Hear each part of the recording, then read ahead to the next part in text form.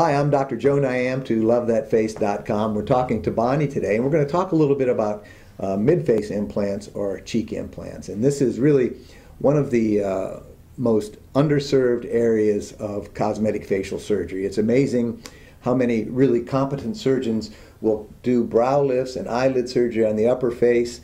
They'll do nasal surgery and eyelid surgery on the middle face, on the lower lids. They'll do facelift and neck lift and whatnot on the lower face, but they'll completely forget about the mid-face.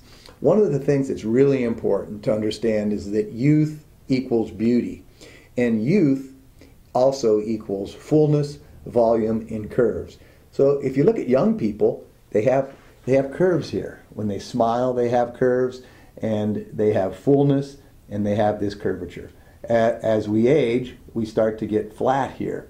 Now, in Bonnie's situation, partially because has some Native American heritage, she's got great lateral malar projection, but like many people her age and my age, she's starting to lose the volume in the submalar region. So a lot of times patients won't actually realize this. So if you ask a patient to smile, what that does is that really kind of brings the cheek up, and then if you hold it and ask them to relax, and you drop it, and if they relax, it drops. So smile, now relax. So if I have her cheek up here restoring that volume and I drop it, what it does is it turns into her jowl. Smile, relax. So you have to illustrate to a patient that what they used to have here is now down here, because a lot of people, they really don't understand mid-face volume. So some people like to do fat transfer. Personally, I don't. I think it's multiple procedures. I think that it's not predictable. I don't like to put permanent anything in the cheeks because this is soft tissue, and as you age, where's that fat and filler going to go? All right. The nice thing about cheek implants is they go in from the mouth, so there's no scar. A small screw holds them in place, so they're permanent.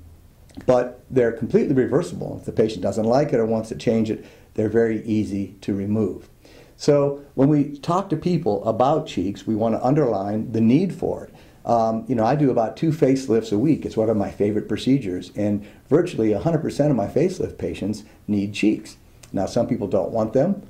Sometimes we'll use injectable filler, but again, that's temporary. I talked about putting permanent things in there. I think cheeks are the perfect option. So to further illustrate, when somebody says, well, what would I look like with cheek implants? Well, one of the things we can do is we can put the chair back here a little bit, and this will really kind of help us. Every inch that Bonnie goes back, she's going to be rejuvenated about 2 years. So when she is down in the horizontal position and she puts her chin up in the air, and give me a mirror, please. If she looks in the mirror, she's going to have a good idea of what she would look like with cheek implants. And so a mirror is very important to have. And what happens in this situation is her jowls, because of gravity, are now reset to the cheek region. So that's an excellent way to show people what they may look like with cheek implants. Now, frequently people will say, doctors and patients, how do you know what type of implants to use?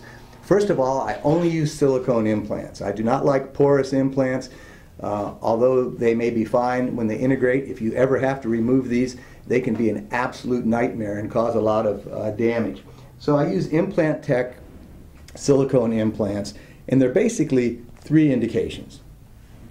Now, Bonnie has very nice malar projection, but she needs submalar fill. So this is a submalar implant, and this is made to have most of the augmentation right here. And this is probably 95% of the implants that I place are submalar. If she didn't have this cheekbone, and if she had fullness here, but she just wanted that high cheekbone look, this is a malar shell. And this is designed for more of that lateral malar augmentation or the high cheekbone look. I do this, but this is my least frequently placed implant. And I think in some cases this is a little bit dated. I think years ago people liked that really lateral cheeky region, but I think more contemporary now is submalar fill.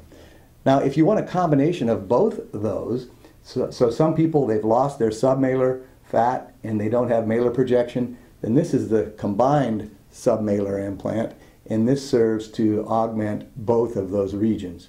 So it's generally one of these three implants that we're using.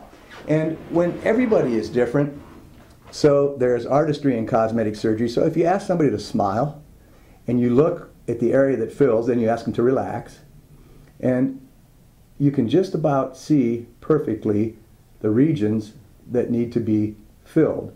Smile, relax. And again, in Bonnie's case, this is more of a submalar type fill, because we would just taper out in this area, and we certainly don't need much cheekbone fill at all.